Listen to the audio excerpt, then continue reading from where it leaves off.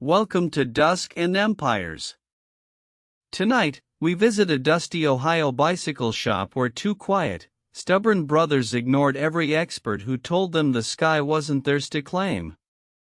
If this sounds like your kind of bedtime story, subscribe before you drift off. Now get comfortable, close your eyes, and let history carry you to sleep. Opening meditation. Close your eyes, if you haven't already. Let your body settle into whatever surface is holding you right now. Feel the weight of your limbs, the warmth of the blanket, the particular silence of this hour. Somewhere in Ohio, in a city that smelled of sawdust and machine oil, two men spent their evenings bent over wooden frames and cotton cloth, talking quietly to each other about a thing the world had decided was impossible. They were not rich. They were not famous. They had no university degrees, no government backing, no cheering crowd. They had each other. And they had a question that would not leave them alone. Tonight, we go back to that workshop. We go back to the lamplight and the careful hands. We go back to two brothers who simply refused, in the quietest and most determined way imaginable, to stop dreaming. Breathe in slowly. Let this story carry you.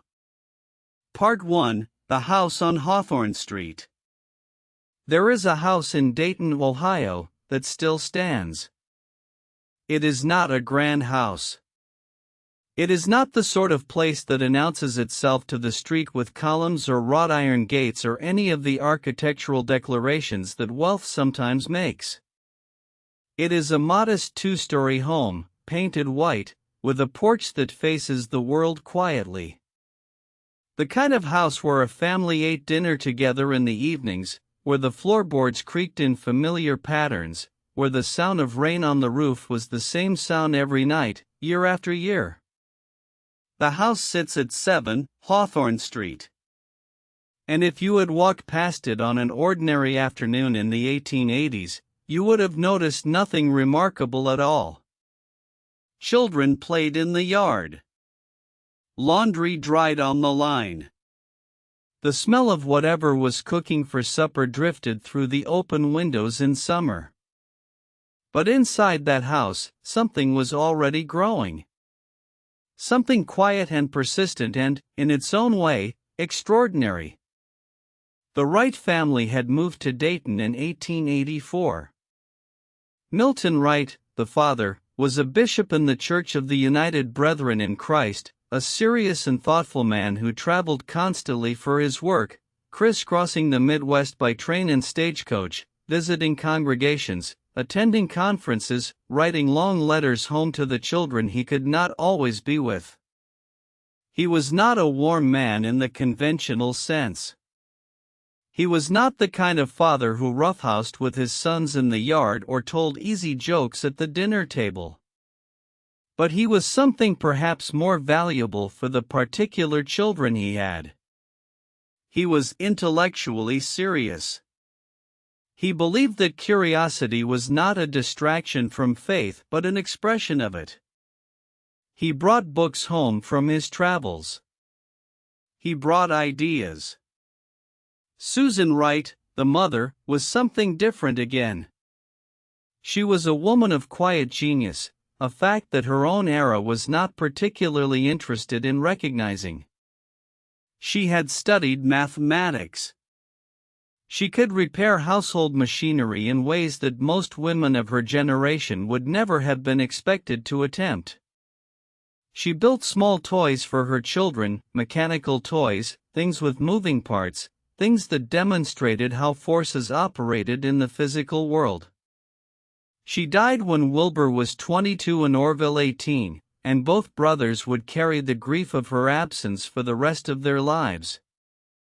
In later years, Wilbur would say that their mother had possessed more mechanical genius than either of them. He said it without false modesty.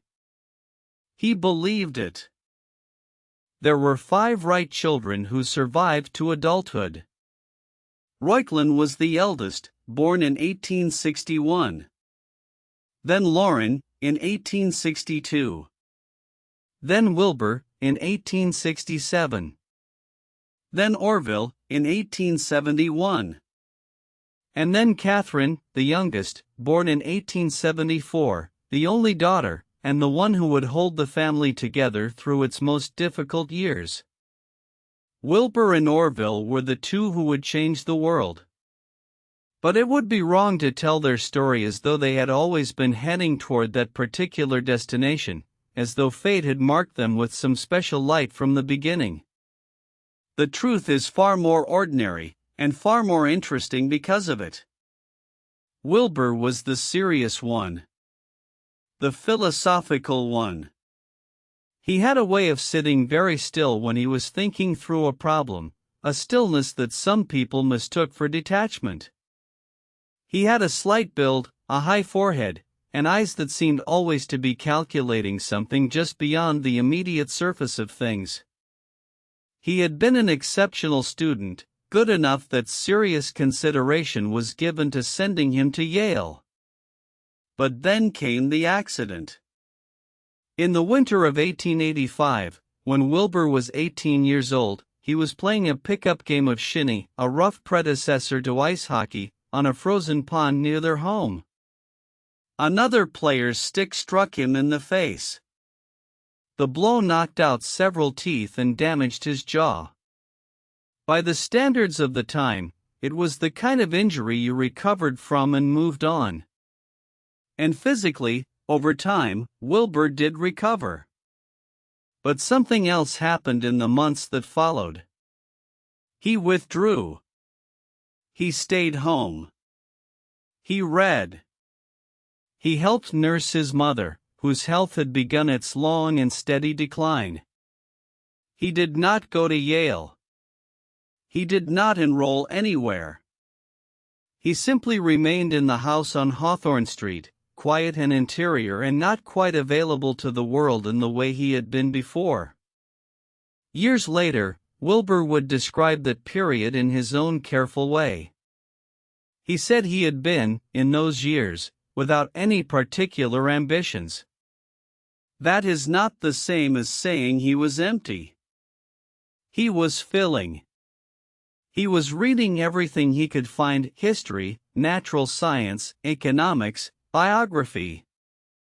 He was building the interior architecture of a mind that had not yet found its purpose. Orville, meanwhile, was doing what Orville always did, which was making things. As a boy, Orville had a restlessness that was almost physical. He was constantly building, designing, modifying. At 12, he built a kite and sold it. He dismantled machinery to understand how it worked and then put it back together, usually in working order. He was mischievous in a way that Wilbur was not, with a quick laugh and a talent for getting himself into situations that required creative exiting. He was also, beneath the mischief, deeply serious about the things he cared about. In 1889, at 18, Orville started a small printing business. He built the press himself, largely from scrap parts, including the carriage of an old buggy. Wilbur, who had been living in a kind of suspended interior life for several years, came to help. And something happened in that collaboration that would define the next 2 decades. They worked extraordinarily well together. Not without friction. They argued constantly. They were capable of debating a single mechanical question with an intensity that made visitors to the workshop feel slightly exhausted. But the arguments were never personal in a wounding way. They were intellectual. They were productive. Each brother could change his position completely if the other made a sufficiently good case. Neither of them could claim to be right more often than the other. It was, in its strange and particular way, one of the most functional creative partnerships in American history. The printing business became a small newspaper. The newspaper ran for a few years, never making them wealthy but giving them a foundation, a sense of what it meant to operate a small enterprise, to manage inventory and cost and the daily friction of running something together. And then came bicycles. By the early 1890s, the bicycle craze had swept America with the particular ferocity of something that is both useful and joyful at the same time. People who had never gone farther than a mile from their homes could suddenly travel 10, 15, 20 miles in an afternoon. The freedom it represented was genuine and felt, particularly by women, for whom the bicycle became a quiet symbol of independence that the era's fashion and social codes had not quite predicted. Orville bought a bicycle in 1892. Wilbur followed soon after. And within a year, they had opened a shop on West 3rd Street in Dayton, selling and repairing bicycles under the name Wright Cycle Company. Within a few years, they were designing and manufacturing their own.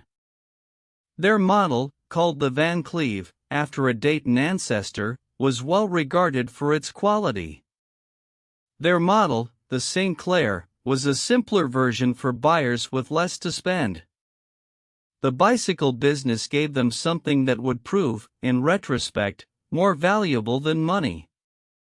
It gave them an intimate understanding of balance, of control, of how a human body and a mechanical device could work together to navigate instability. A bicycle is not inherently stable. It requires constant small adjustments, a continuous conversation between the rider's body and the machine's tendencies. You do not lock a bicycle into position and let it go. You maintain it in motion through perpetual, almost unconscious, correction. That insight would come back to them. But in the early 1890s, they were simply two brothers running a shop in Dayton, Ohio, fixing punctures and adjusting chains and talking quietly to each other in the evenings about whatever had caught their attention that week. They were, by any ordinary measure, ordinary men living ordinary lives. And somewhere in the background of all of it, moving very slowly, like a tide that had not yet reached the shore, was the question that would change everything. What would it take for a human being to fly? Part 2: The Dream That Landed on Their Doorstep. There is a particular feeling that comes when an idea finds you. Not when you go looking for it, not when you sit down with a blank page and instruct yourself to have an insight, but when it arrives without announcement, carried in on the back of something else entirely. A book someone lent you. A newspaper article read by lamplight. A question that, once asked inside your mind, refuses to leave quietly. For Wilbur Wright, the idea arrived in 1896. He had been following, with increasing interest, the work of a German engineer named Otto Lilienthal. Lilienthal was perhaps the most serious student of flight who had yet existed in the modern world. He had spent years watching birds, documenting the shapes of their wings, calculating the forces involved in soaring and gliding. He had built gliders, beautiful and fragile things made of willow and cotton, and he had flown them. Really flown them, launching himself from hilltops in Germany and sailing through the air for distances that, to the newspaper-reading public of the mid-1890s, seemed miraculous.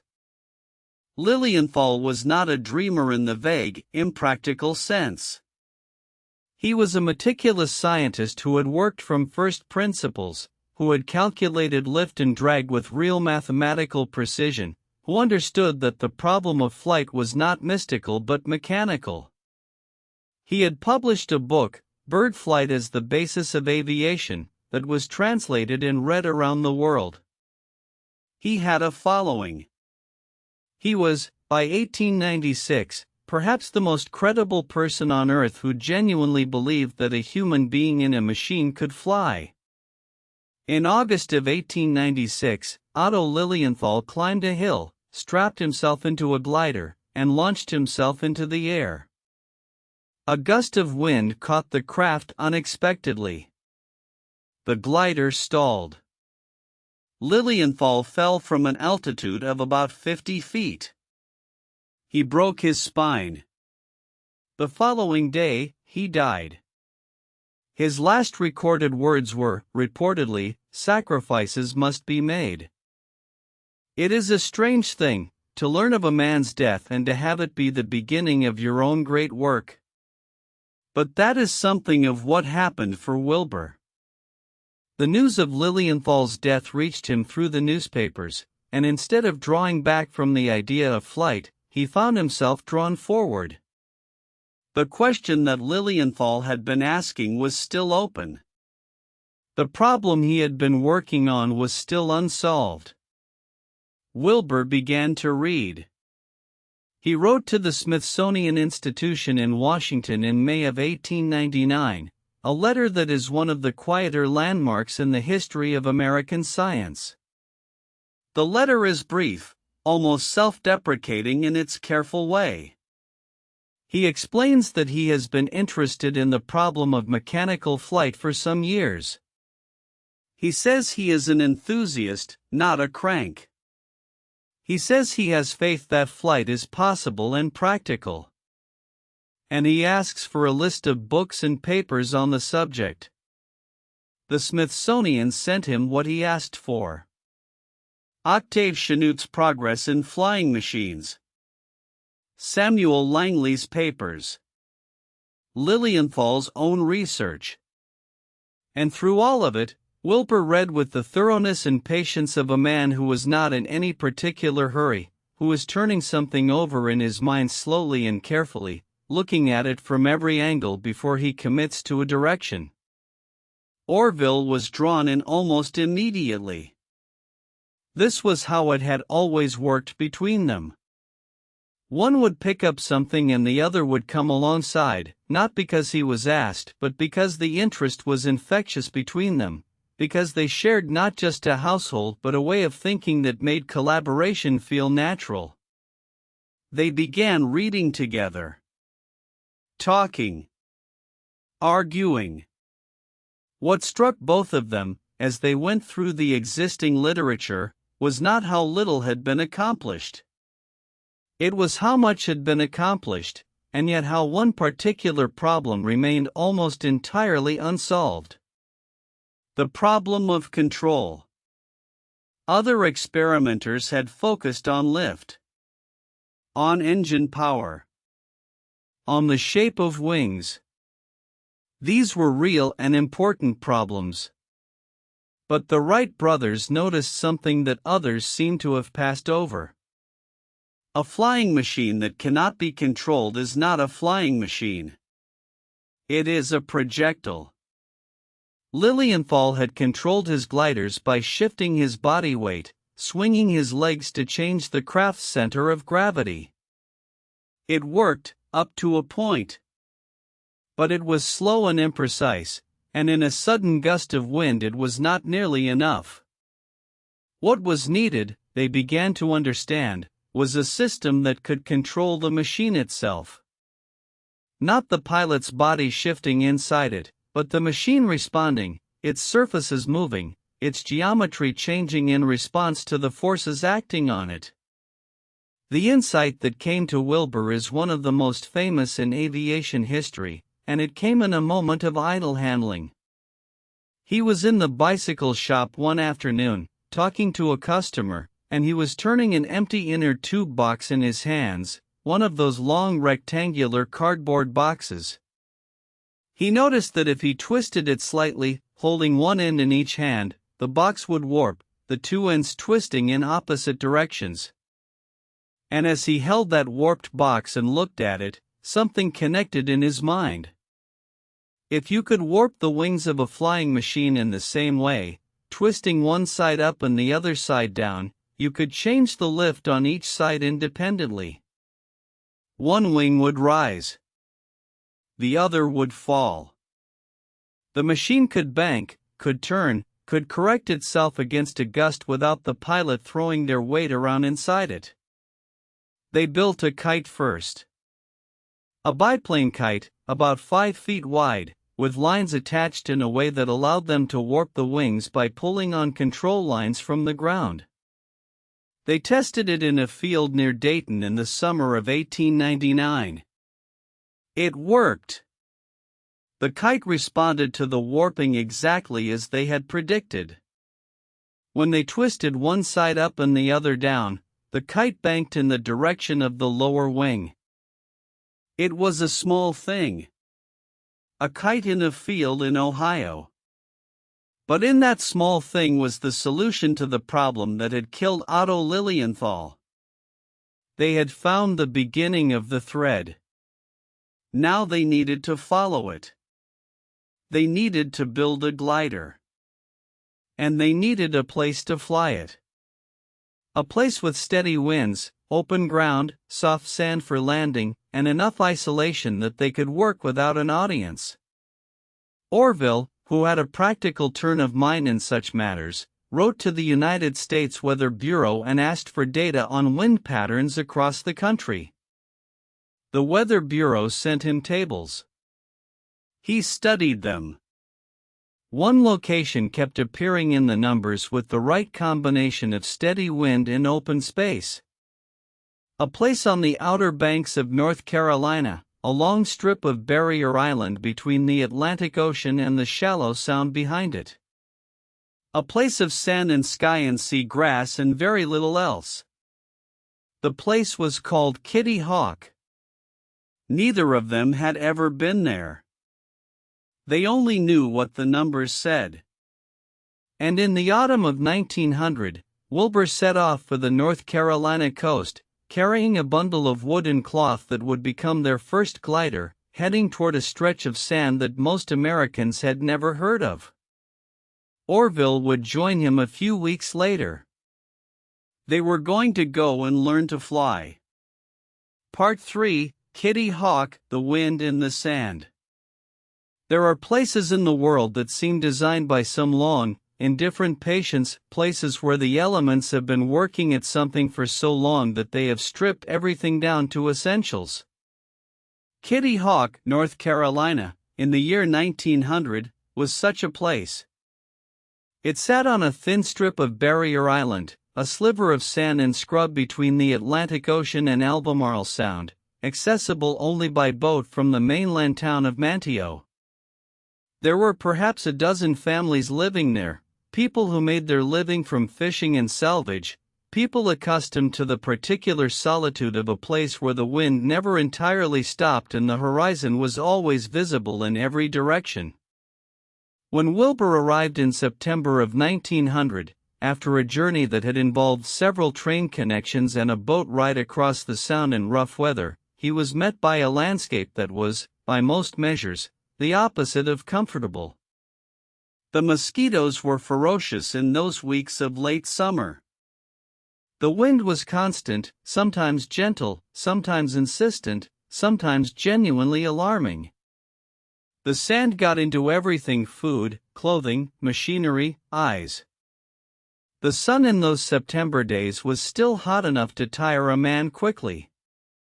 He stayed at first with the Tate family, local residents who had corresponded with him before his arrival and offered him a place to sleep and a place to store his equipment. Bill Tate would later describe meeting Wilbur as unremarkable. There was nothing about the quiet, serious man from Ohio that would have suggested, to a fishing family on the Carolina coast, that he was carrying something historic in that long bundle of wood and cloth. Orville arrived a few weeks later, and the two brothers set up camp on the sand. Their campsite was simple. A canvas tent. Simple cooking equipment. Canned goods brought from Dayton, supplemented by whatever food they could get from the Tates or from the tiny post office and general store that served the small community. They were not outdoorsmen in any practiced sense. The wind that was so valuable for flying was considerably less valuable for sleeping, and the tent required constant attention. But none of that is what they were there for. They were there for the air. The glider they had brought was their first real attempt at a flying machine. It was a biplane structure, two horizontal wings, one above the other, connected by vertical struts. The wings were made of muslin fabric stretched over a spruce framework. The whole thing had a wingspan of about 17 feet and weighed perhaps 50 pounds. It was, compared to Lilienthal's beautiful German craft, almost aggressively utilitarian. There was no decoration. No elegance for its own sake. Every element was there because it needed to be there. Their design incorporated the wing warping system they had developed from the kite experiment the previous summer. They were confident it would work. But confidence and certainty are different things, and the glider had not yet flown. They began with caution, as they always began. They tested the glider first as a kite, flying it unmanned on a line, watching how it responded to the wind, how the wing warping system performed when they pulled the control lines from the ground below. What they observed was both encouraging and troubling. Wilbur noted this discrepancy carefully in his journal and in the letters he sent home to Catherine. He was not panicked by it. He was not discouraged, exactly. He was, characteristically, methodical. He noted the discrepancy. He thought about what it might mean. He set it aside for the moment and focused on what was directly in front of him, which was learning to glide. They flew the glider manned for the first time at Kill Devil Hills, a cluster of large sand dunes about 4 miles south of the Kitty Hawk village. The largest of these dunes, Big Kill Devil Hill, rose about 100 feet above the surrounding sand flats and offered a slope gentle enough for launching and landing without catastrophic consequence for a man who had never flown anything before. Wilbur lay face down on the lower wing, which was the prone position they used because it reduced wind resistance compared to sitting upright. Orville and Bill Tate ran alongside the glider as it launched down the slope, steadying the wings until the wind caught it and lifted it free. And then, for a moment, Wilbur Wright was in the air. It was not a long flight. A few seconds. A few feet above the sand. But it was real. The glider flew. The wing warping responded to his inputs. He could feel the machine responding to his hands. They made about a dozen gliding flights that autumn of 1900, none of them very long, none of them very high, all of them carefully observed and recorded.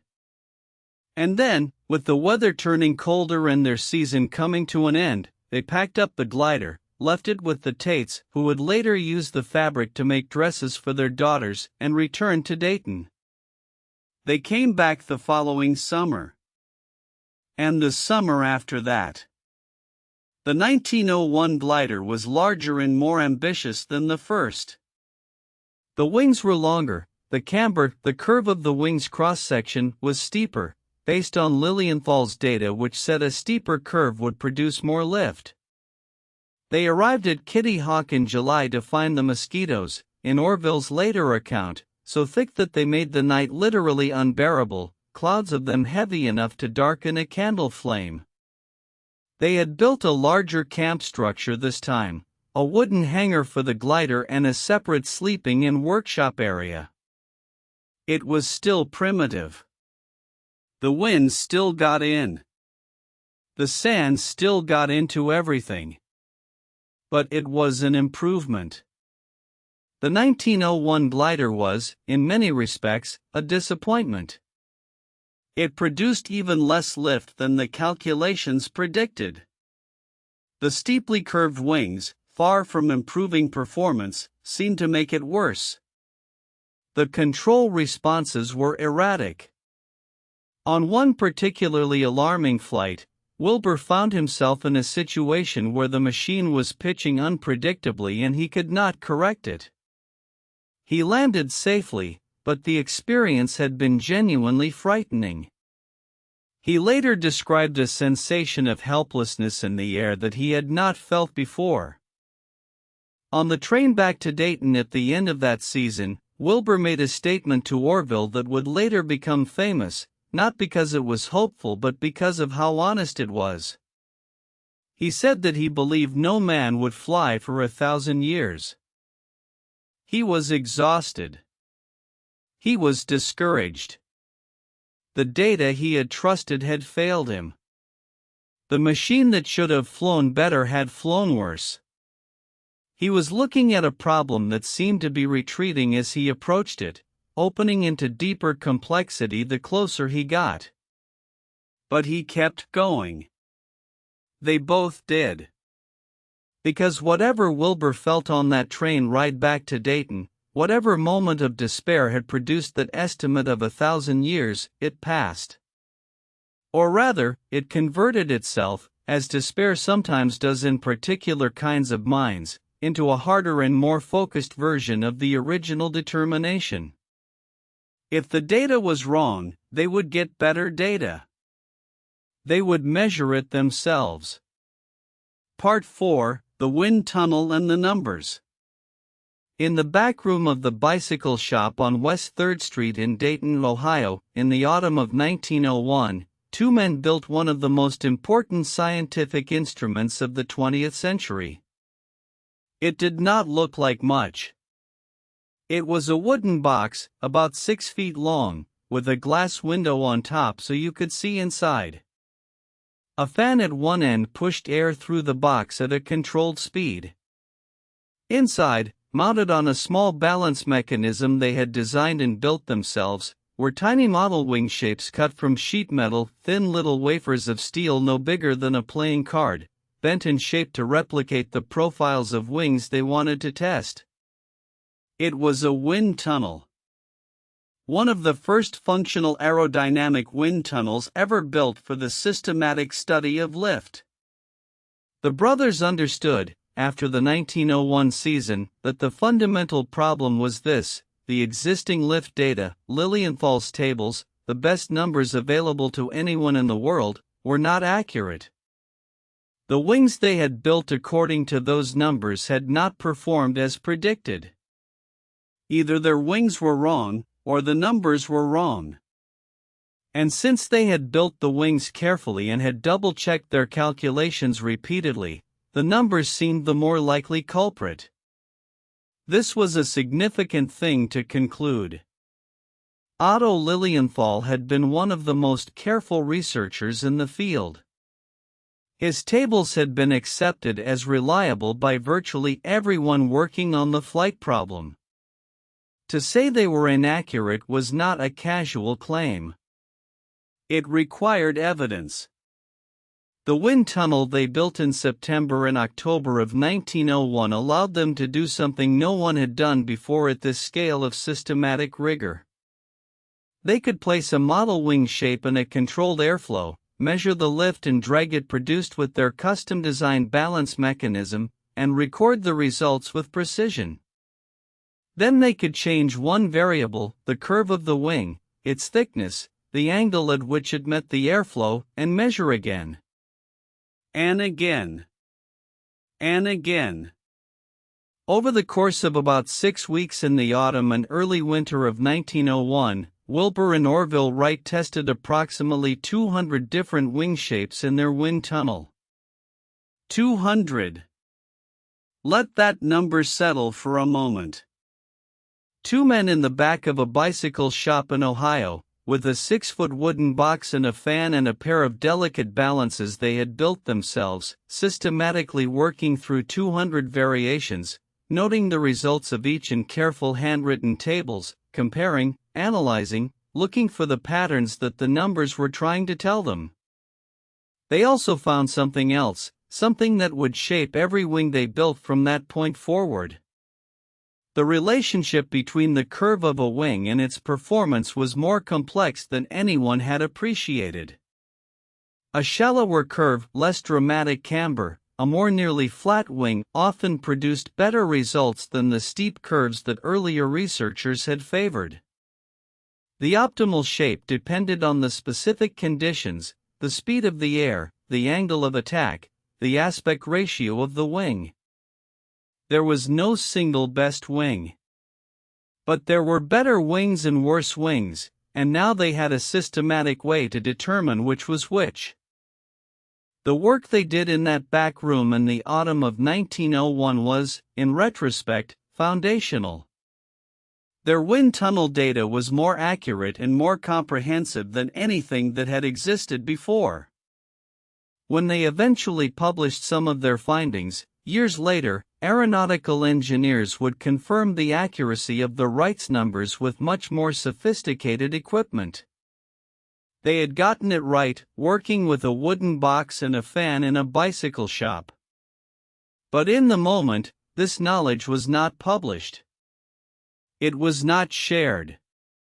It lived in their notebooks, in careful columns of numbers with Wilbur's precise handwriting and Orville's occasional annotations. They kept their data to themselves, not out of any particularly strategic calculation in those early months, but because they were not finished yet. They had the numbers. Now they needed to build the machine that the numbers described. The 1902 glider was a different creature from its predecessors. It incorporated everything they had learned from the wind tunnel. The wings were longer and narrower, a higher aspect ratio, and the camber was shallower, closer to what their data said was optimal. The span was about 32 feet. The total weight was around 116 pounds. It was, by the standards of what they had built before, a sophisticated piece of engineering. There was also a new control surface. In addition to the wing warping, they had added a movable vertical rudder at the rear of the machine. This was the solution to a problem they had observed in the 1901 season, a tendency for the machine to slip sideways in a banked turn in a way they had struggled to correct. The movable rudder, linked to the wing warping controls, allowed them to coordinate the turn, keeping the nose pointing where the pilot intended. The three-axis control system they now had, roll controlled by wing warping, pitch controlled by the forward elevator, yaw controlled by the rear rudder, was the essential insight. Not just the idea of powered flight, but the idea of controlled flight. 3 axes. 3 controls. A pilot who could truly command a machine through the air rather than simply hanging on and hoping. This is the Wright brothers' deepest contribution, and it is sometimes overlooked in the romance of the powered flight story. Other people were experimenting with engines and wings. The Wrights understood that control was the problem, that mastery was the problem, that a flying machine without the ability to respond precisely to pilot input was not yet a flying machine in any meaningful sense. They came back to Kitty Hawk in the autumn of 1902 with the new glider in 4 weeks of brilliant, productive experimentation. They made nearly 1,000 gliding flights. Their longest glide was over 600 feet, lasting nearly half a minute. They learned to bank and turn, to correct against gusts, to land smoothly on the slope of the dune. They were, by the end of that season, genuinely skilled glider pilots. They had mastered a flying machine. Wilbur wrote to Octave Chanute, the elder American aviation advocate who had become something of a mentor and correspondent, with the careful understatement that characterized his communications. He said they were satisfied with their progress. But what he meant, beneath that measured language, was something else. He meant, we know now that we can fly. We have proven the glider. We have solved the control problem. The only thing left to add is the engine. They went home to Dayton for the winter. And they began designing the engine. Part 5, Building the Machine That Would Leave the Ground. There is a satisfaction in engineering that is not easily communicated to those who have never experienced it. It is not the satisfaction of beauty, exactly, though beautiful things can be engineered. It is more the satisfaction of sufficiency. Of a thing that does exactly what it needs to do, no more and no less, in the most direct and honest way possible. The Wright brothers built their engine in the winter of 1902 to 1903, and it had that quality. They had initially hoped to find a commercial engine that would suit their purposes. They needed something that weighed no more than about 180 pounds and produced at least 8 horsepower. They wrote to automobile manufacturers and engine makers. The responses were discouraging. The available engines were either too heavy, not powerful enough, or both. So they built their own. Charlie Taylor helped them build it. Charlie Taylor is one of the figures in the Wright brothers' story who deserves more recognition than he usually receives. He was a machinist, hired to work in the bicycle shop while the brothers were away at Kitty Hawk, a practical and precise craftsman who understood metal and machinery with an intimacy born of years of work. When the brothers came back from Kitty Hawk in 1902 and explained what they needed, Charlie Taylor set to work. The engine they built together was a 4-cylinder, water-cooled inline engine. The cylinders were cast from aluminum, which was still a relatively exotic material in 1903, expensive enough that using it was a deliberate choice in service of keeping the weight down. The castings were rough, they didn't have sophisticated machine tools, and there were compromises in every dimension. But it worked. In its first test run in February of 1903, the engine seized. A bearing had not been lubricated properly. They repaired it and tested again. This time it ran. It produced about 12 horsepower, which was more than they had hoped for. The weight was acceptable. They had their engine. But an engine alone does not fly. An engine turns something. What would it turn? This question, the design of the propellers, turned out to be another place where the Wrights made a contribution that was more original than anyone had expected. They had assumed, going into the problem, that marine propeller design could simply be adapted for aerial use.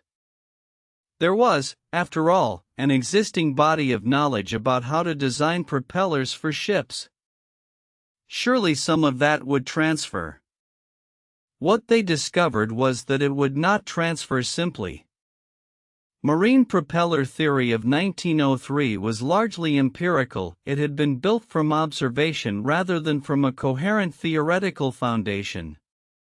There was no reliable way to calculate in advance how a propeller of a given design would perform. You built it, you tested it in the water, you modified it. That approach would not work for them. They were building a one-of-a-kind machine in a bicycle shop in Ohio. They could not go to Kitty Hawk to test a propeller and come back and rebuild it and go back and test again. They needed to get it right before they went. So they thought about what a propeller actually was.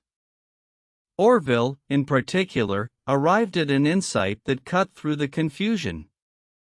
A propeller, he realized, was not fundamentally different from a wing.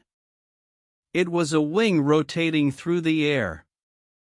The same principles of lift and drag that governed a wing, the same principles they had spent 6 weeks measuring in their wind tunnel, applied to a propeller blade.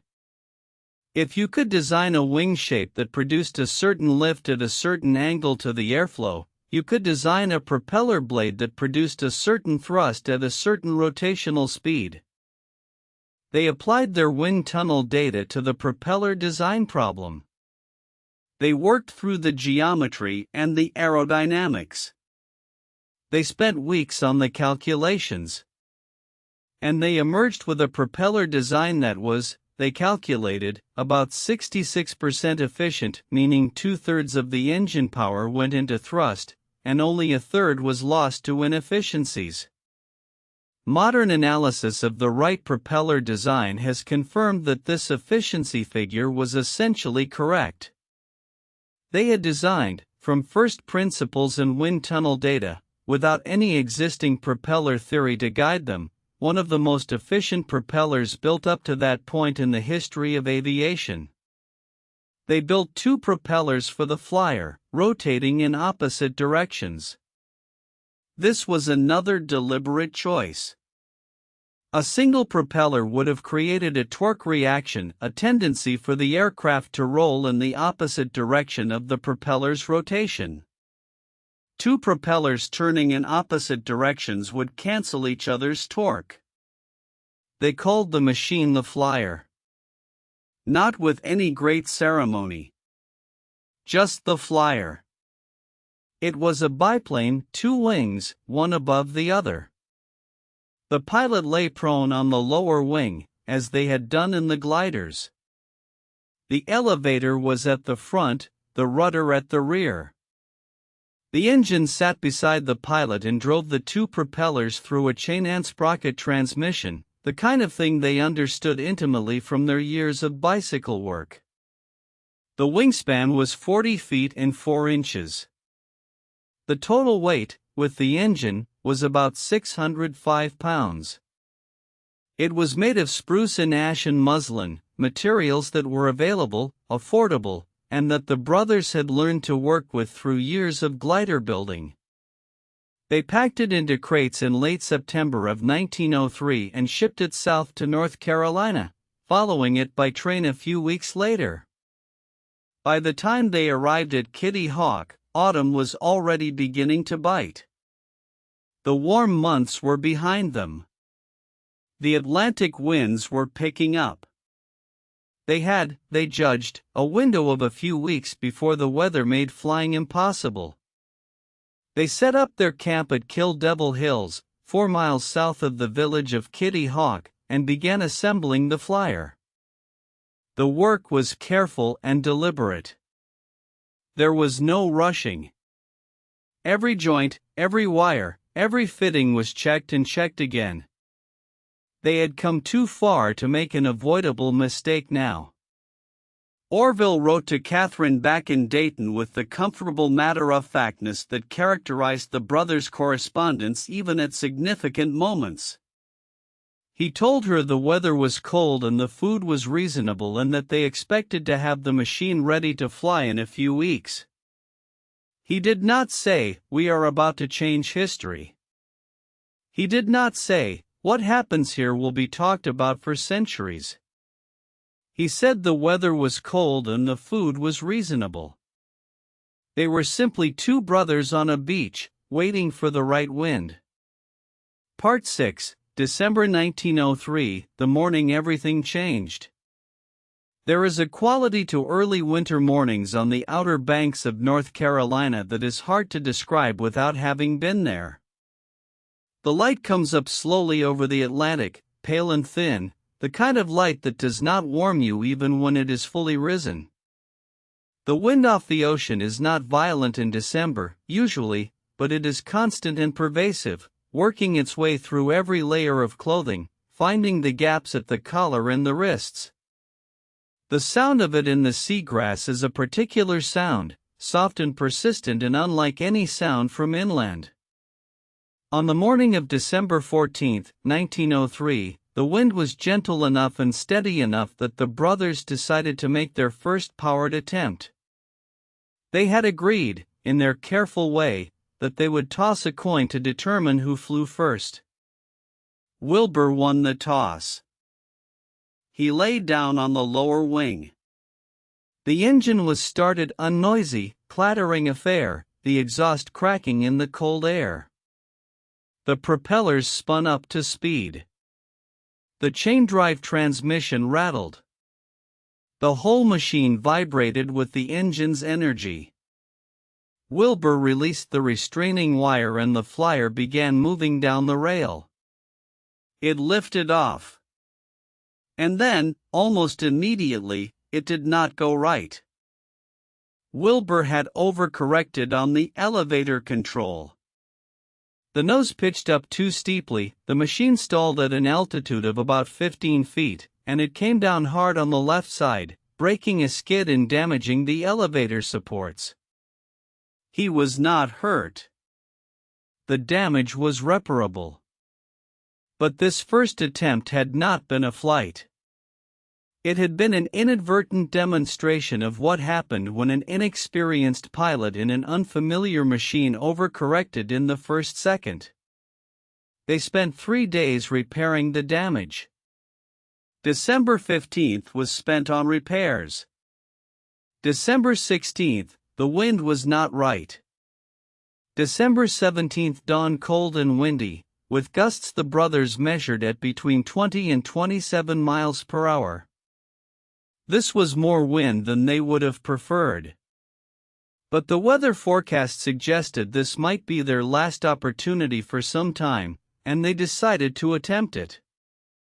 They called in 5 men from the nearby Kill Devil Hills life-saving station to help them. These men, John Daniels, Adam Etheridge, Will Doe, W.C. Brinkley, and Johnny Moore, are the witnesses to what happened next. John Daniels was given the camera, a gray flex plate camera mounted on a tripod, with instructions on where to point it and when to squeeze the bulb. It was Orville's turn.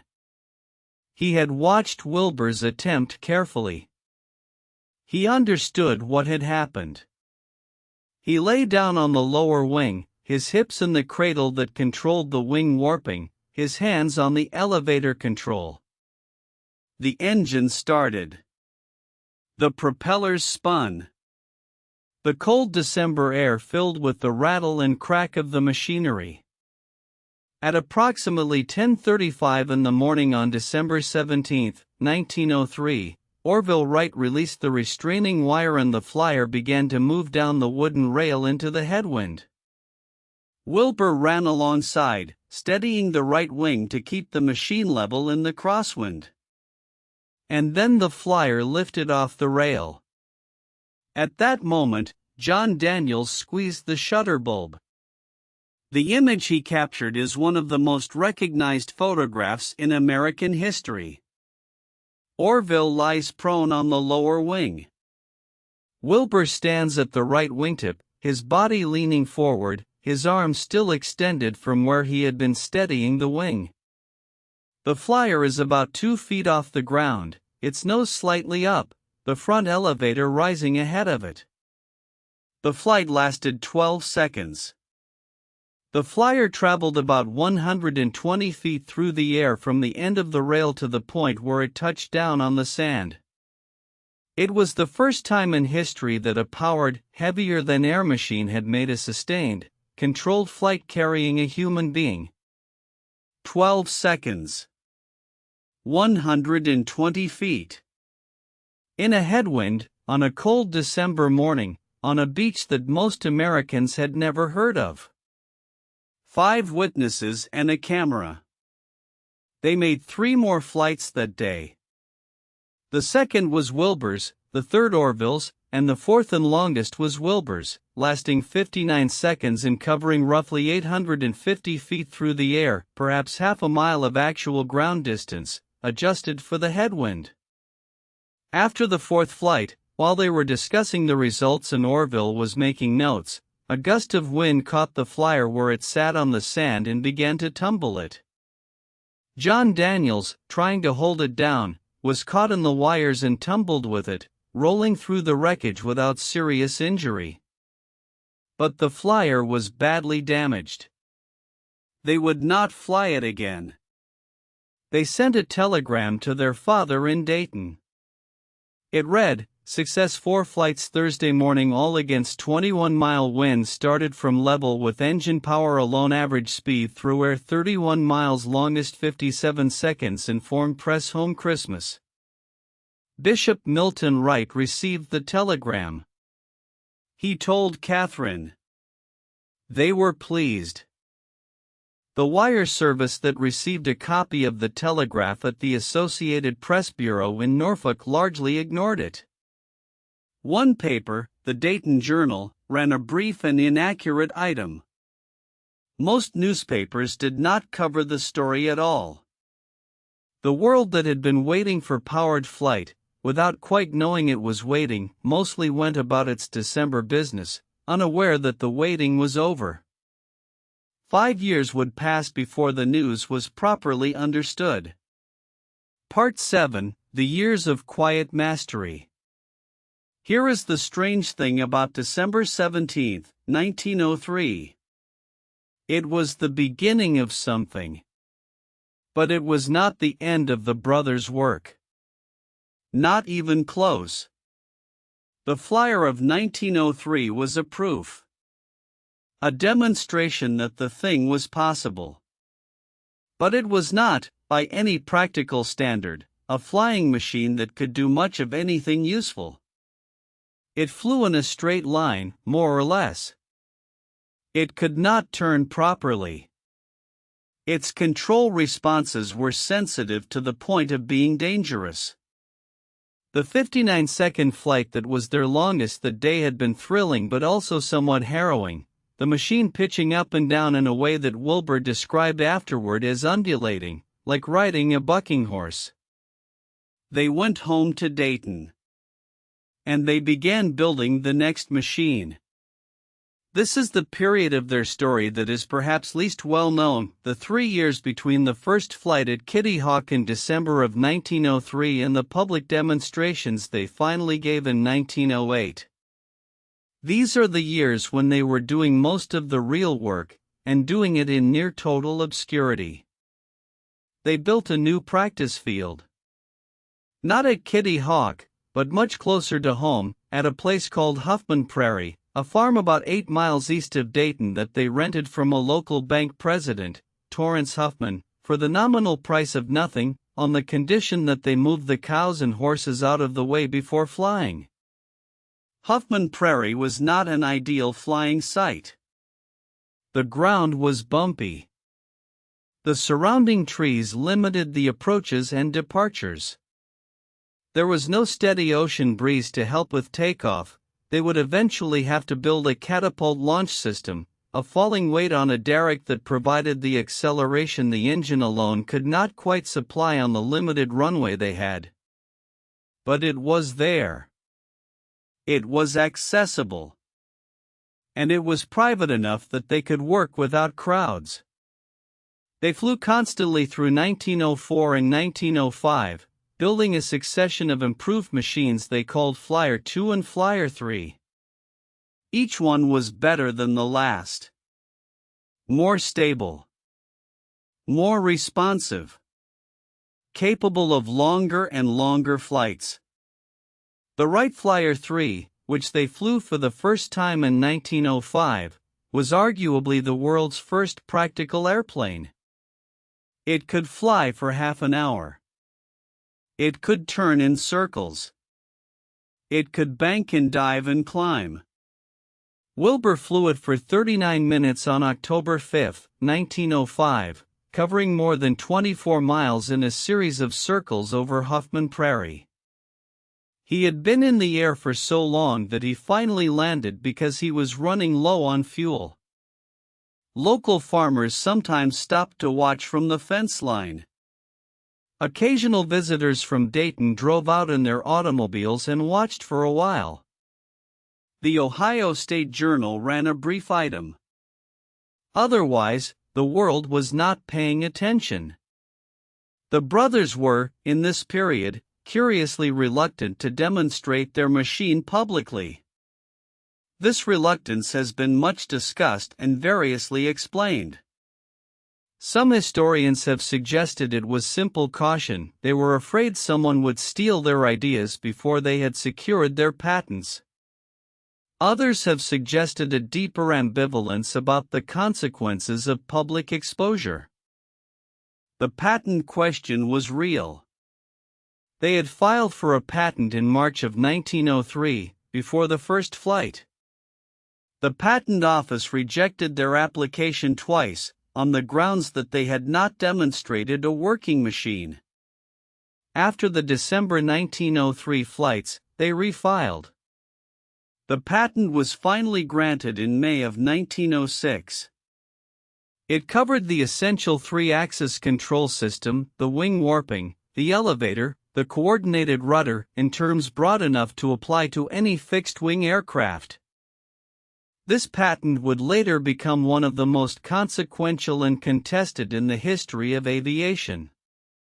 But in 1906, it was simply the piece of paper they had been waiting for. With the patent secured, they began, cautiously, to look for buyers. They wrote to the United States Army. They wrote to the British government. They wrote to the French government. Their letters were careful and specific. They were offering a flying machine capable of carrying an operator, sustained flight of at least 25 miles, capable of turning and maneuvering. The price they were asking, $50,000 for the American rights, seemed enormous at the time, though history would suggest it was extraordinarily low for what was being offered. The responses were, to put it generously, unenthusiastic. The United States Army Board of Ordnance and Fortification wrote back to say that the Army was not in a position to allot funds for experimenting with flying machines. The British were similarly uninterested. The French showed somewhat more curiosity, but negotiations went slowly and unproductively for months. It was a strange position to be in. They had built the most advanced flying machine in the world. They had proved it beyond reasonable doubt, at least to themselves. And no one in authority wanted to see a demonstration. Part of the problem was credibility. They had kept their flying so private that most people who should have been interested had no way to verify their claims. The scientific and aeronautical community had a vague awareness that some bicycle mechanics in Ohio were claiming to have flown, but the absence of any public demonstration made it easy to be skeptical.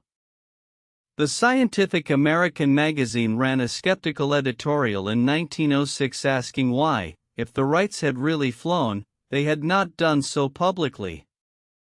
It was a fair question.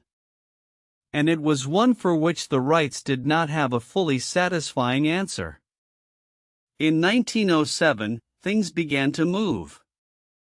A French syndicate expressed serious interest.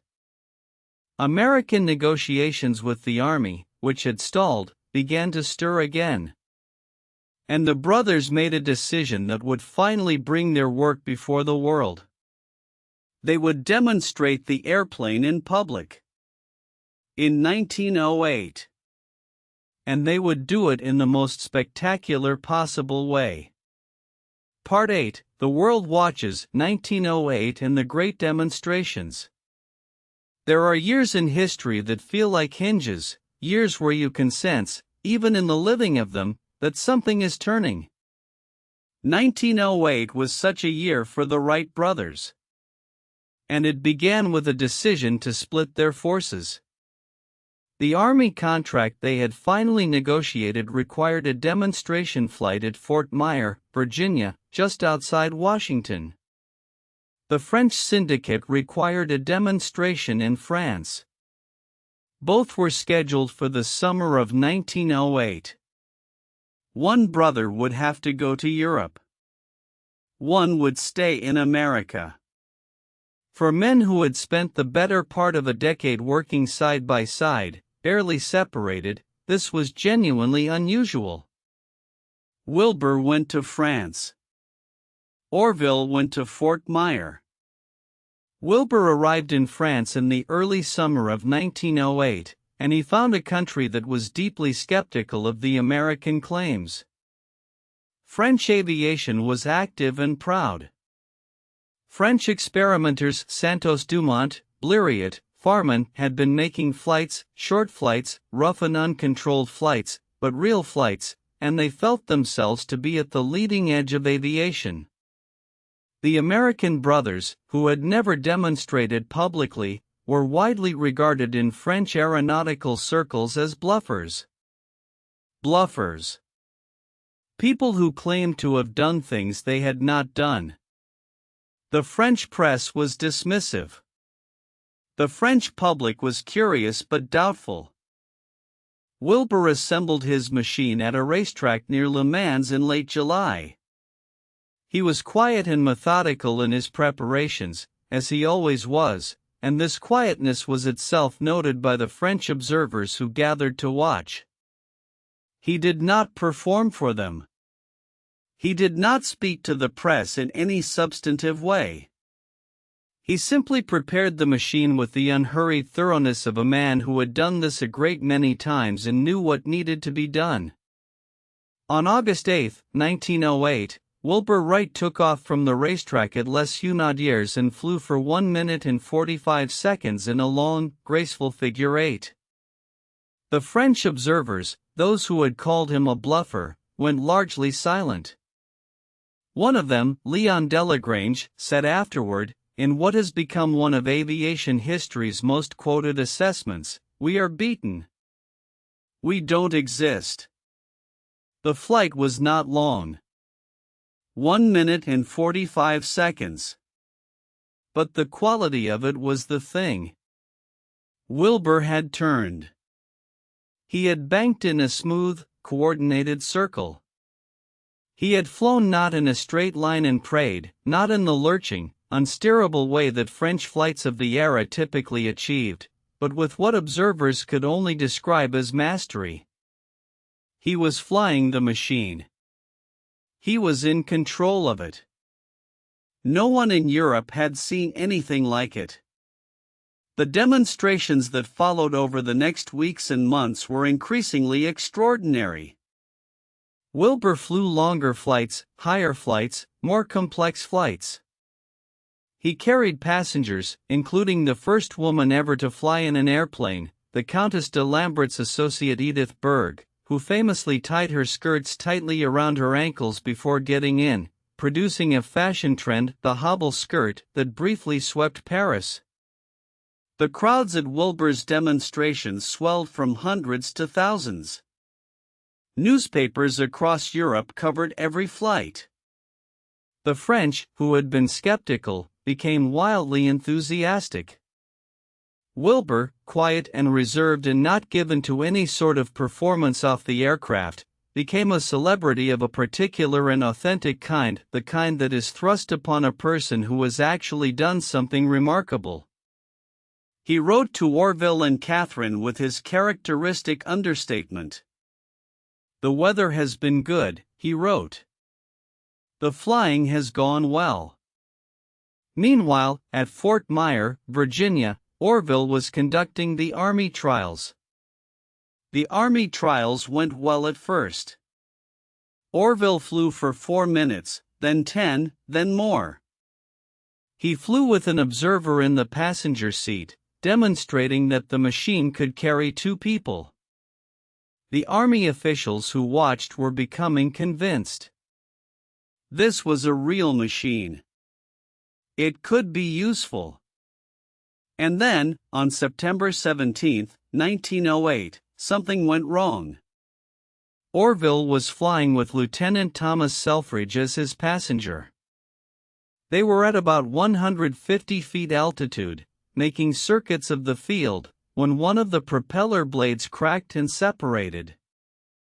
The broken blade struck a wire, one of the bracing wires that held the rudder in position. The wire snapped. The rudder was freed. Without the rudder, Orville could not control the descent. The machine dove. He fought the controls all the way down. The flyer hit the ground hard, a chaos of breaking wood and torn fabric. Orville was seriously injured, broken ribs, broken hip, cuts on his head and face. But he survived. Thomas Selfridge, who had been wearing a helmet, did not. The impact had fractured his skull. He died that evening in the hospital at Fort Myer. He was 26 years old. He is remembered as the first person to die in a powered airplane crash. Orville spent 7 weeks in the hospital. Catherine came immediately from Dayton and stayed with him, sleeping on a cot in his room, managing his care with the fierce and competent love that had characterized her relationship with her brothers throughout their lives. She wrote to Wilbur in France to tell him what had happened. Wilbur received the news and continued flying. He flew the next day. This was not callousness. It was, in its own way, the same refusal to stop that had brought them both to this point. The work was too important to stop for grief or fear. He flew, and the crowds came to watch, and the world began, finally and fully, to understand. Orville recovered. He returned to Fort Myer the following summer and completed the Army trials. The Signal Corps purchased the Wright military flyer for $30,000. Aviation had acquired its first government customer. Part 9: The Brothers and the World They Made. If you have been following this story carefully, you will have noticed something about Wilbur and Orville Wright. They were not comfortable with fame. Not because they were falsely modest, they were not, particularly. They understood perfectly well what they had done and how significant it was. But the machinery of celebrity, the interviews and the banquets and the honorary degrees and the addresses to learned societies, did not suit either of them in the same way that the machinery of a workshop suited them. Wilbur, especially, found the years after 1908 increasingly difficult. He had spent his adult life in the company of problems he could solve and a brother he trusted completely. The world of aviation business, the patent disputes, the negotiations, the competitors who were now building airplanes based on their control system without acknowledging or compensating them, was a different kind of world entirely, and it drained him. The patent dispute was real and bitter. Samuel Langley's aerodrome had famously failed just 9 days before Kitty Hawk, a humiliation that had led to congressional investigations and the eventual dismantling of the Smithsonian's aviation program. But other competitors were emerging rapidly. Glenn Curtiss, a motorcycle racer and engine builder from upstate New York, had begun building airplanes that used a different lateral control system, ailerons rather than wing warping, and was successfully flying and selling them. The Wrights filed suit against Curtiss, claiming that their patent covered all forms of lateral aircraft control, not merely wing warping but any means of differentially adjusting lift on the two sides of the aircraft. This was an aggressive legal position, and it was one that the courts would spend years untangling. The litigation consumed enormous amounts of Wilbur's time and energy in the years from 1909 onward. He was not suited to it. He was a man who operated by thinking carefully and deeply, by following the logic of a problem to its conclusion. The legal world operated differently, by argument, by precedent, by the management of impressions as much as facts. He found it exhausting in a way that years of difficult physical work on the Outer Banks had never been. In 1910, the Wrights established the Wright Company, incorporated in New York, to manufacture and sell airplanes. It was a necessary step. Without a commercial organization, they could not realize any financial return on what they had built. But it required Wilbur to spend increasing amounts of time away from Dayton, in New York, dealing with investors and lawyers and business partners, all the human complexity of a commercial enterprise. He continued flying occasionally. He flew an exhibition at Governor's Island in New York in 1909, in front of enormous crowds, making a flight that circled the Statue of Liberty. He flew exhibitions in Europe. He was, on each occasion, the same quiet, precise pilot he had always been. But something was wearing away. Meanwhile, aviation itself was expanding with extraordinary speed. And in this expanding world, the Wright brothers occupied a paradoxical position. They were the founders. They were the source. Everything that followed in powered aviation traced its lineage, however indirectly, to the 12-second flight at Kitty Hawk. And yet they were already becoming, in certain respects, figures of the past, men who had solved the original problem magnificently but who were not perhaps the most natural participants in the rapidly commercializing world their solution had created. Wilbur's last flight was in May of 1910, in Dayton. He flew with his father, Bishop Milton Wright, who was 82 years old. The bishop, who had followed his son's work with the particular combination of pride and bemused approval that characterized his relationship with them, sat in the passenger seat for several minutes while Wilbur flew low circles over the Huffman Prairie that had been their practice ground for years. Afterward, the bishop told a reporter that he would have liked to have gone higher. It was, though neither of them knew it at the time, almost the last flight Wilbur would ever make. The world was changing. The brothers had made it change. But the specific world they most loved, the quiet workshop, the problem that no one had solved yet, the long evenings of careful thought and careful hands, that world was becoming harder to inhabit. Part 10, Loss and Legacy, What Remained. In the spring of 1912, Wilbur Wright fell ill. He had been to Boston in late April, dealing with the patent litigation that had been consuming his time for 3 years. The trip was exhausting in the way that all such trips had become: the meetings, the legal strategy, the constant friction of a dispute that should have been, in his view, straightforward but was anything but. He returned to Dayton unwell. What began as apparent food poisoning, likely contracted at a Boston banquet, was followed by recurring fever.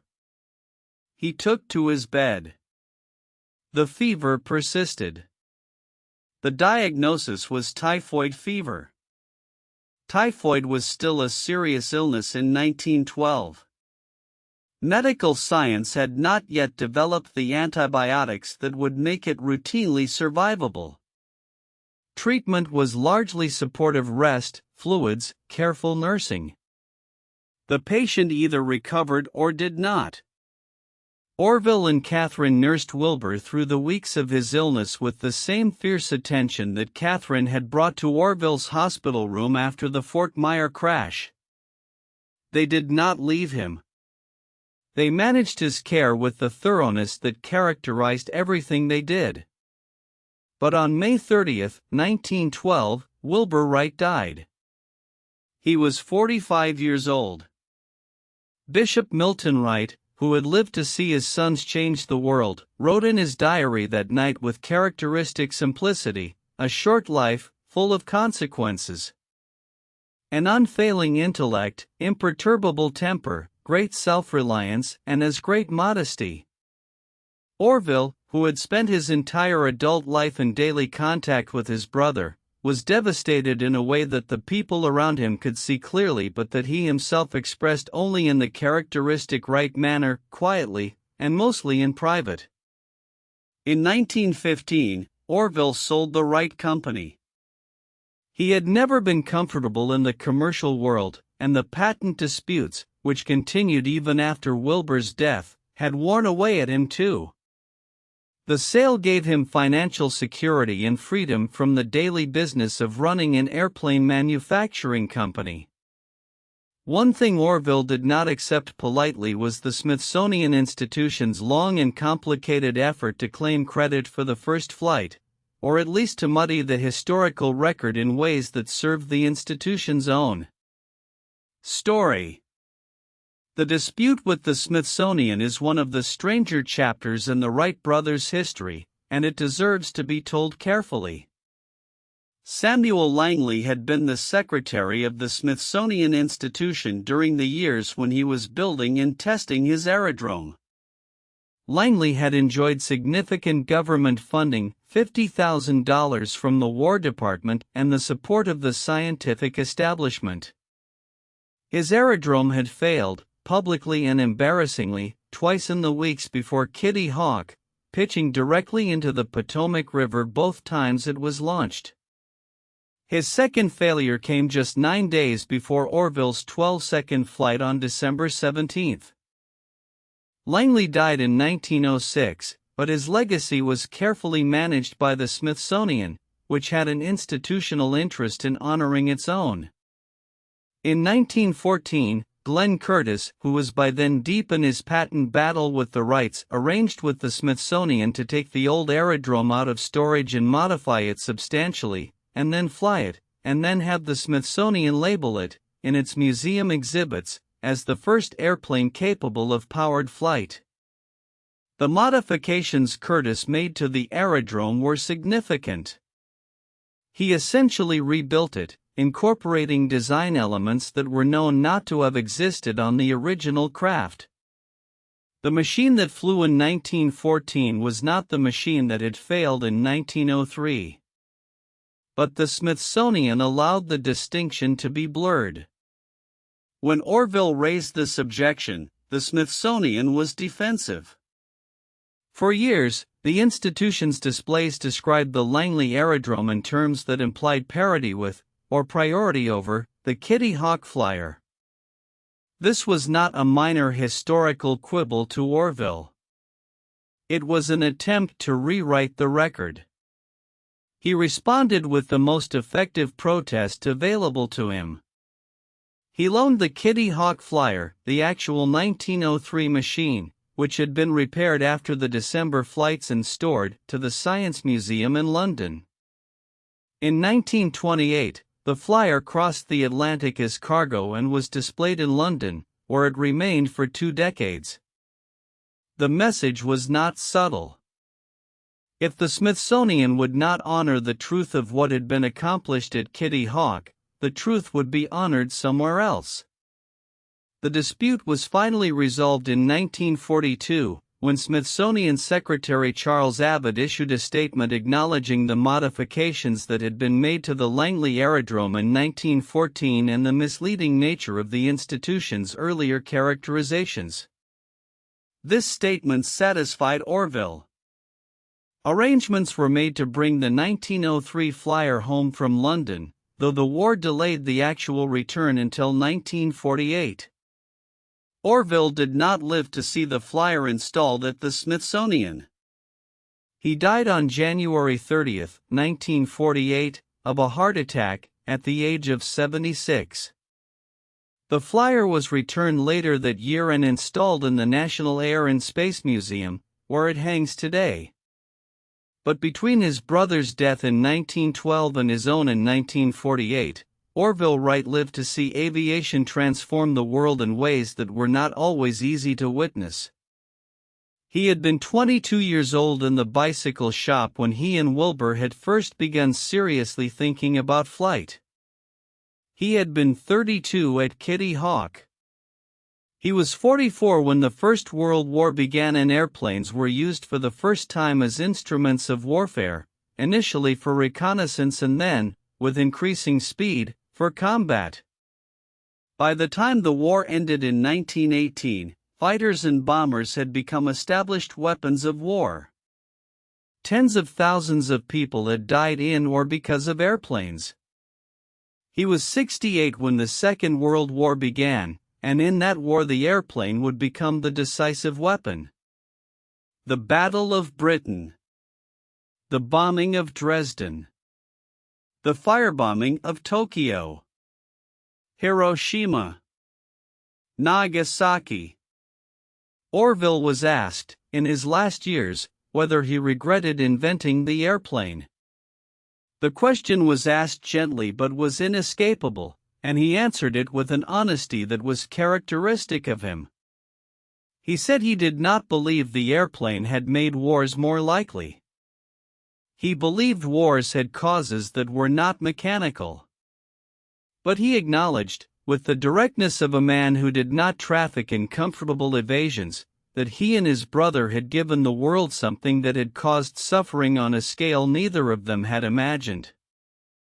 He also said that the airplane had connected the world in ways that were fundamentally good, that the ability to move people and goods and ideas across distances that had previously taken weeks or months had changed human life in ways that were on balance beneficial. He believed this, or he tried to. But you can hear in the accounts of those conversations something quieter beneath the carefully stated position, a man sitting with a question that does not have a clean answer. This is one of the deep human truths of the Wright brothers' story. They were not naive. They were not simple.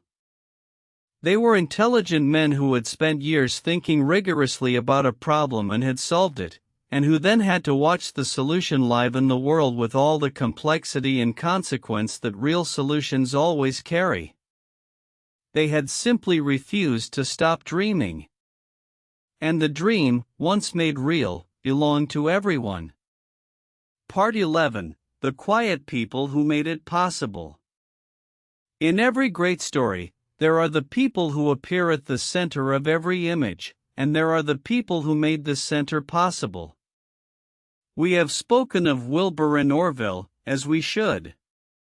But the story of the Wright brothers is also the story of a particular kind of invisible support, the kind that does not announce itself, does not appear in the famous photographs, but without which the whole enterprise would have collapsed. Catherine Wright was born in 1874, the youngest of the Wright children and the only daughter. She was, by every account that survives, an exceptional person. She graduated from Oberlin College in 1898, one of the few women in America at the time to earn a college degree, and she returned to Dayton to teach Latin at Steele High School. She was warm, witty, socially confident in ways that neither of her famous brothers were, and she possessed the administrative intelligence that kept the family and its affairs functioning. When Orville was injured at Fort Myer in September of 1908, Catherine left her teaching position immediately and went to Washington. She stayed for 7 weeks. She managed Orville's care, communicated with Wilbur in France, handled the correspondence that neither brother could attend to, negotiated with army officials, and generally served as the practical and emotional center of the family's most difficult moment. She did all of this without any particular acknowledgement from the press, which was far more interested in the two brothers than in the woman who was holding everything together. She accompanied Wilbur to France in 1909, when he returned for a second season of demonstrations. She became, in Paris, something of a celebrity in her own right, dignified, articulate, not intimidated by the famous people who sought out the right entourage. King Alfonso of Spain took her for a drive in his automobile. Various members of European royalty sought introductions. She handled it all with the comfortable assurance of someone who had no particular interest in being impressed. Her later years were marked by a rupture in her relationship with Orville that is painful to read about, even at this distance.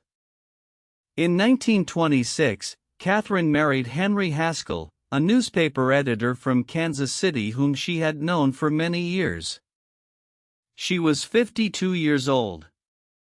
Orville, who was deeply set in his domestic patterns and who had perhaps become too dependent on Catherine's presence in the household, was devastated by the marriage in a way that manifested as a withdrawal so complete that he essentially cut off contact with her.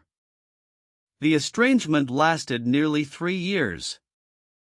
It ended only when Catherine, who had developed pneumonia, was clearly dying. Lauren, their older brother, persuaded Orville to come to Kansas City. He sat with her in her final days. She died in March of 1929, with Orville beside her. He wept.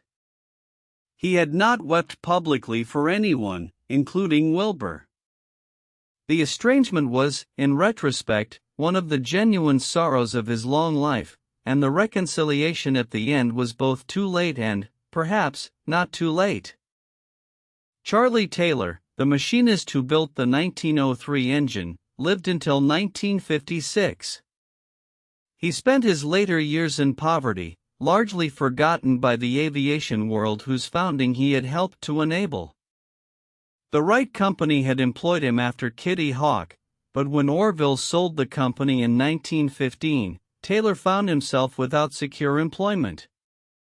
He worked at various shops and eventually moved to California, where he spent his last years in a small house in Los Angeles, making his living as he could. The aviation world eventually remembered him, but not until late in his life. In 1948, Henry Ford arranged for Taylor to be recognized at the commemoration of the 45th anniversary of the first flight. Taylor attended, now in his late 70s, and was welcomed with the dignity that should have been accorded him decades earlier. He was photographed at the event looking pleased and slightly bewildered by the attention. There was also Octave Chanute, the French-born American engineer who had served as the older statesman of American aviation in the years when the Wrights were doing their most important work.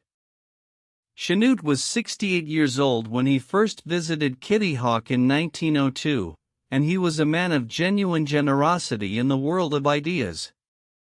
He shared information freely, encouraged experimenters, facilitated connections between people working on similar problems. His relationship with the Wrights was complicated in later years. He was perhaps more willing to publicize their work than they wished, and there were occasional tensions about credit and disclosure, but in the critical years of 1900 to 1905, his encouragement and practical assistance were genuinely valuable. And there were the 5 men from the Kill Devil Hills Life-Saving Station who stood in the cold wind on December 17, 1903, and witnessed what happened. John Daniels, who had never seen an airplane fly before that morning, who had never operated a camera before Wilbur and Orville handed him one that day, somehow did not press the shutter at the wrong moment. The photograph he took, the famous image, Orville aloft and Wilbur beside the wing, was perfectly composed and perfectly timed. It is one of the most important photographs in the history of technology, and it was taken by a life-saving station crew member from the Carolina coast who happened to be in the right place at the right historical moment. John Daniels later recalled the flight with the comfortable directness of a man who has no reason to embellish what is already extraordinary enough. He said the machine flew. He said it was unlike anything he had seen before. He said he was glad he had been there to see it. And he said, with a simplicity that somehow captures something about the whole Wright story, that it had not seemed to him that morning like anything so very different from a thing that had been coming for a long time. As if flight had always been waiting. As if it had simply needed 2 particular people in a particular workshop to work out the details. In a certain way, that is not a wrong way to think about it. Part 12. What the workshop meant, the deeper history of 2 ordinary men. And so we come to the end of the story. Or rather, to the place where the story opens out into something larger than itself. Let us stay for a moment in the bicycle shop on West 3rd Street in Dayton, Ohio. Not in December of 1903, when the first flight had already happened, and not in 1908 or 1912, when the world had finally understood. Let us stay in the earlier years. The years before anything had been proven. Let us stay in, say, the winter of 1901. After the disappointing glider season at Kitty Hawk. After the train ride home during which Wilbur had said, with genuine discouragement, that no man would fly for 1,000 years. Imagine the shop in the evenings. The gas lamps turned up against the early darkness of January. The smells of oil and sawdust and rubber cement that had been absorbed into the walls over years of bicycle work. The sound of the wind outside on West 3rd Street, the Ohio winter pressing against the windows. The two brothers, seated at the workbench or at the table where they ate their simple suppers, talking. What did those conversations sound like? We have some sense of them from the letters the brothers wrote and from the occasional accounts of people who visited the shop. They were not, by those accounts, particularly dramatic. The brothers did not shout. They did not pound the table. They argued in the way that people argue when they care deeply about truth more than about winning, circling a question, testing it from different directions, willing to be wrong if being wrong moved them closer to the right answer. They must have talked, in those winter evenings, about whether the problem was solvable at all. Whether the lift data could really be as wrong as it seemed. Whether there was some error in their own thinking rather than in Lilienthal's tables. Whether the control system they had developed was sound or whether it contained some flaw they had not yet identified. This quality is sometimes romanticized in the telling of invention stories. It becomes the genius of persistence, the triumph of the will, the lonely hero against the doubting world. But that is not quite right for the Wrights, because they were not lonely, and they were not particularly heroic in the conventional sense, and the doubting world was not really their enemy. They were simply two men who found a problem interesting enough to keep working on, supported by a sister who believed in them and a father who brought books home from his travels and a machinist named Charlie who knew how to cast aluminum. The ordinariness of it is the point. The bicycle shop is the point. Not the famous first flight, not the French crowds and the European demonstrations, not even the wind tunnel and the 200 wing shapes tested with such methodical care. The point is the evenings in the shop, the quiet conversations, the willingness to begin again the next morning after a day that had not gone well. The Wright brothers' story speaks to something in the American experience that is not always easy to articulate. Americans have a complicated relationship with the idea of greatness. There is a version of the national story that requires its great figures to be exceptional from the beginning, born already different, marked by destiny, possessed of gifts that separate them from ordinary humanity. This version has its uses. It is inspiring, in a certain way. But it is not the Wright brothers' story. The Wright brothers' story is the other kind, the kind that says, ordinary intelligence, applied with extraordinary patience and rigor and mutual support, can solve problems that the world has declared unsolvable. You do not need genius in the mythological sense. You need curiosity, and time, and someone to argue with who is genuinely trying to find the truth. You need a workshop. And a question you cannot stop thinking about. Wilbur Wright was asked, at some point in the years of his growing fame, what had made him and his brothers succeed where others had failed. He gave an answer that was, as his answers tended to be, at once modest and precise. He said they had approached the problem differently. Others had tried to solve the power problem and the lift problem and assumed the control problem would work itself out.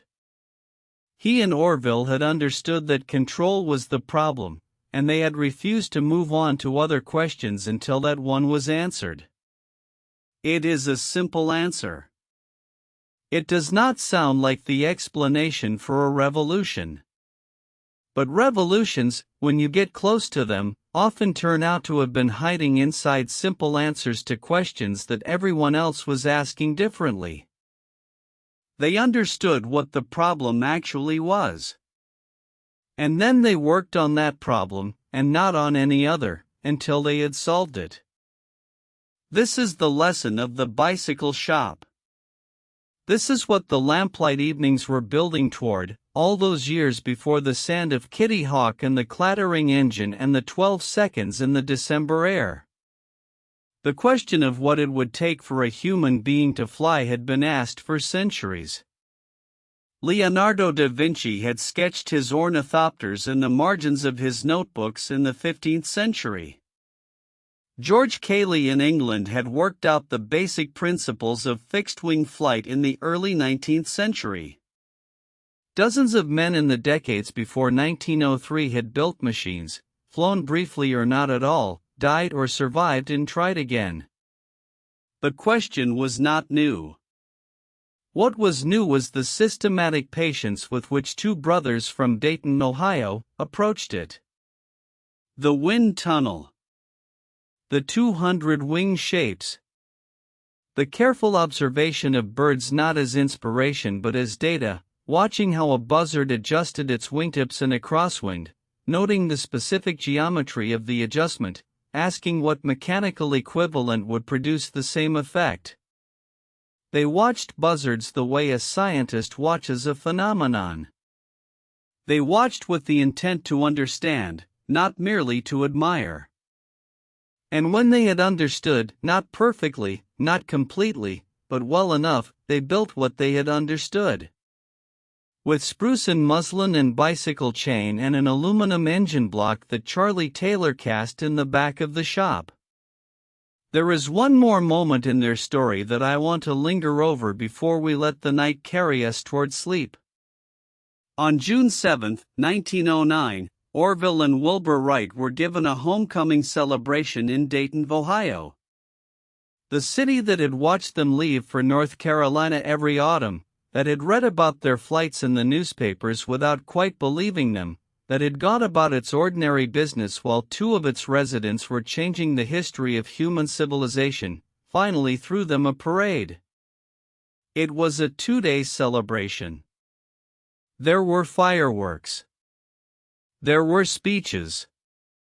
There was a marching band. President Taft sent a telegram. The Ohio governor attended. Thousands of people lined the streets. And Wilbur and Orville, who had spent a decade in bicycle shops and on windswept beaches, being ignored by government bureaucrats and scientific establishments, who had done one of the most important things any human beings had ever done with almost no acknowledgement, stood on the reviewing stand in Dayton, Ohio, and received the thanks of their city. By all accounts, they were uncomfortable. They were pleased, in their way. But they were not men who had done any of it for this. The parade was the consequence. The work was the thing. Afterward, they went home to the house on Hawthorne Street. They had dinner. They talked in the way they always talked. They went to bed. And in the morning, I expect, they went back to work. Because the problem that was in front of them now was not the same as the one they had solved. The airplane could fly. But it could not yet fly very well, could not yet fly very far, could not yet be the thing they believed it might become. There were still questions. There were still mornings to begin again. There were still, in the bicycle shop on West 3rd Street, two brothers talking quietly in the lamplight about what might be possible. That is where we leave them. Not in the famous photograph. Not on the reviewing stand. Not even on the beach at Kitty Hawk in the cold December wind. We leave them in the workshop. Where the work was done. Where the dream was kept alive through the long years of failure and discouragement and the patient refusal to stop. Where two ordinary men did an extraordinary thing, because they simply could not imagine stopping. Closing meditation. The workshop is quiet now. The lamp has been turned down. The tools are laid in their places on the workbench, the pliers, the small files, the pencils still roll to the edge of the table. Outside, the winter street is still. The Ohio night settles like a blanket over the city, over the house on Hawthorne Street, over everything. Two brothers have gone to bed. Tomorrow there will be more work. There always is. But for now, the questions can wait. The numbers can sit in their notebooks. The wooden frames can rest in the corners of the room, patient as sleeping things. Feel the weight of your own body now. Feel the surface beneath you, firm and steady. Feel the warmth that has gathered around you in the time you have been still. Somewhere in you is that same quality. The quality that does not stop. The part that keeps turning a question over, that cannot quite let go of something unresolved, that returns in the morning to what was unfinished the night before. That part of you can rest tonight. The questions will be there when you wake. The problems will still be interesting. The work, whatever your work is, will still be waiting. But sleep comes first. Always, sleep comes first. Let the sound of the Ohio winter settle over you. The wind in the trees on Hawthorne Street. The distant sound of the city breathing. The smell of wood smoke from somewhere down the block. The flyer rests in the hangar at Kill Devil Hills, its muslin wings silver in the moonlight, the sand outside perfectly still. The ocean is a low sound in the distance, the same sound it has always made, the same sound it made before any of this began and will make long after. And on a cold December morning, 12 seconds happened that changed the direction of everything.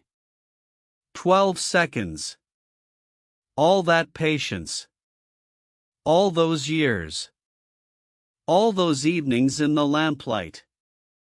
For 12 seconds that began everything. Let that thought carry you gently now, down into the warmth.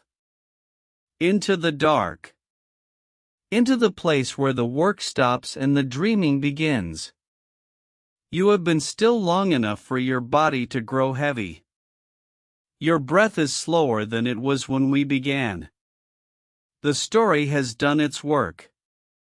Let it go now. Let the workshop go dark. Let the lamp burn down to nothing. Let the two brothers sleep. And let yourself sleep too.